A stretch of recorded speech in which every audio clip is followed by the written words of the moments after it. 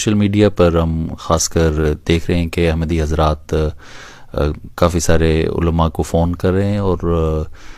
What's app پر کال کر رہے ہیں یا کسی بھی صورت میں وہ کال کرتے ہیں اور ان سے سوال کرتے ہیں اور سوال کا جواب چاہتے ہیں اور ایک قسم کا مناظرے کی کوشش ہوتی ہے فون پر ہی. اور اس سلسلے میں یہ کوئی بڑی خوش آئند بات ہے کہ وہ واقعی اس بات کے تجسس میں ہیں کہ وہ حق کو جانیں یا حق کو سمجھنے کی یہ خواہش ہے کہ اتنے سارے فون کال آ رہے ہیں, یا اس کے پیچھے کچھ اور بات ہے؟ اگر یہ بڑی اچھی بات ہے تو اس کو ہم اپریشیٹ کرنا چاہیے اور اسے ایکسیپٹ کر کے ہم بھی جیسے آپ علماء حضرات کافی سارے سوالات کے جوابات آپ کے پاس ہیں وہ آپ ان کو دے دیں گے اور اپنا پیغام ان تک پہنچا دیں گے. اگر ایسی بات نہیں ہے تو اس کے پیچھے کوئی ایسی بات ہے تو کیا آپ اس کی وضاحت کر سکتے ہیں؟ بسم اللہ الرحمن الرحیم. السلام علیکم ورحمۃ اللہ وبرکاتہ. بہت شکریہ جناب, آپ تشریف لائے خصوصی طور پر اس سوال کا جواب حاصل کرنے کے لیے اور یہ سوال پوچھنے کے لیے. مجھے اس کا ایک پس منظر ہے, اور جیسے آپ نے یہ بات پوچھی ہے کہ سوال کرنا تو بہت اچھی بات ہے, اس میں تو کوئی دو رائے ہے ہی نہیں. کوئی بھی آ کے ہم سے سوال کر سکتا ہے اور ہم اس کو سوال کا جواب دینے کے لیے تیار ہیں, اس میں دو رائے ہے ہی نہیں. ہم بھی اپریشیٹ کرتے ہیں کہ اگر کوئی آ کے سوال کرے اور پوچھے آ کے تو یہ بہت اچھی بات ہے اور سوال کرتے رہنا چاہیے,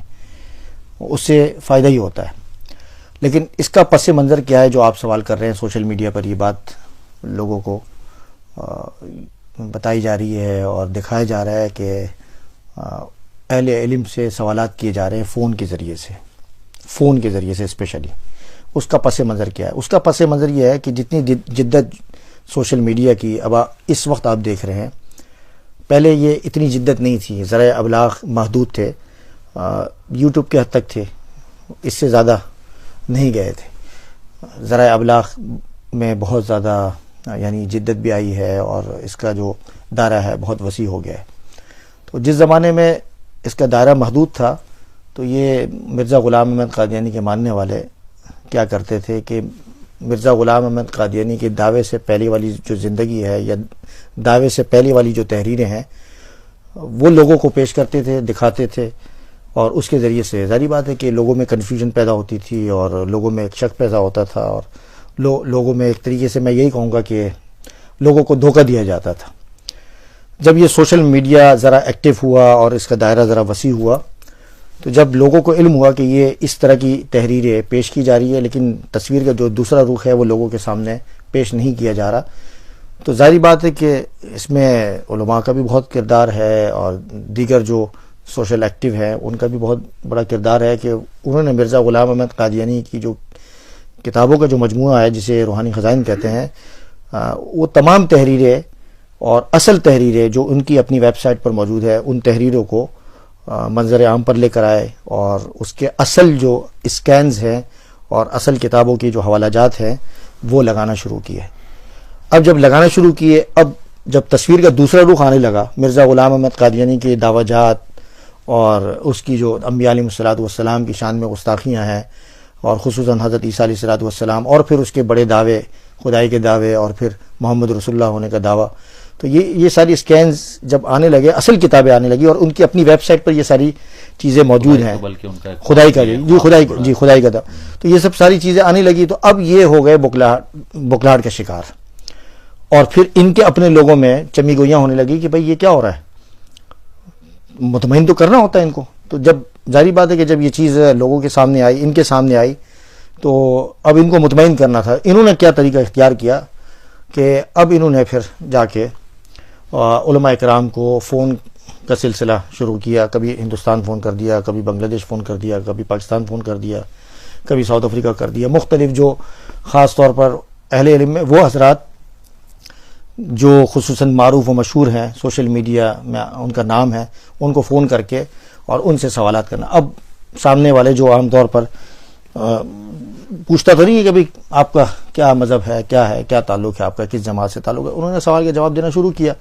اور بڑے اچھے طریقے سے دلائل کے ساتھ, قرآن و حدیث کے دلائل کے ساتھ ان کو سمجھانے کی کوشش کی. تو وہ انہوں نے پھر آگے سے بحث کر کے اپنے طور پر ان دلائل کو یہ لوگوں کے سامنے شو کرنے کے لیے کہ بھئی ہمارے پاس دلائل ہے اور ان کے پاس دلائل نہیں ہے, اور پھر اس کے بعد انہوں نے کیا کہ فون کال، ظاہری بات ہے بحث ختم ہوئی اور فون بند کر دیا، اور اس کے بعد انہوں نے اس بکلاہٹ کو اس طرح انہوں نے دور کرنے کی کوشش کی کہ کٹ پیسٹ کر کے ایڈٹ کر کے وہ من پسند باتیں جو انہوں نے ریکارڈ کی، ٹھیک ہے. ایک تو یہ بغیر بتائے کسی کی بات ریکارڈ کرنا ایک طریقے سے قانوناً بھی جرم ہے، ٹھیک ہے، اور پھر ساتھ ساتھ اخلاقی جرم بھی ہے کہ آپ بتا نہیں رہے ہو، ریکارڈ کر رہے ہو، ریکارڈ کرتے کرتے آگے چلی گئی. تو یہ ایک طریقہ انہوں نے اختیار کیا.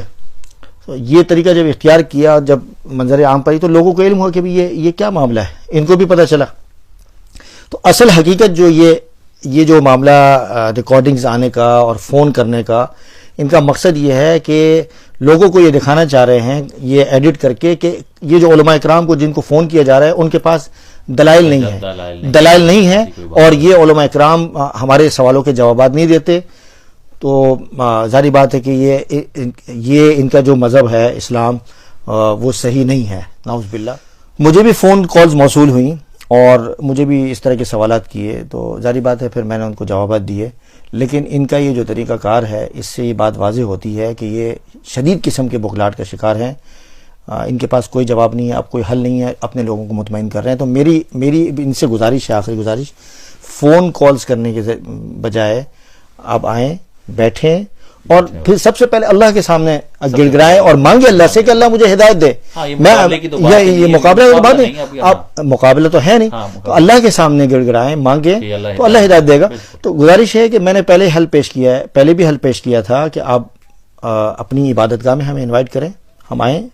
اور بڑے پیار و محبت کے ساتھ آپ کے سامنے وہ تحریریں مرزا غلام احمد قادیانی کو آپ کے سامنے پیش کرتے ہیں، یا پھر آپ ہمارے پاس آئیں، چشم ماں روشن دل ماشاد، آپ آئیں، تشریف لائیں، آپ کے ساتھ بیٹھ کے بات ہوگی. بہرحال میں یہ آپ کے سوال کرنے کا بہت شکریہ. السلام علیکم ورحمۃ اللہ وبرکاتہ.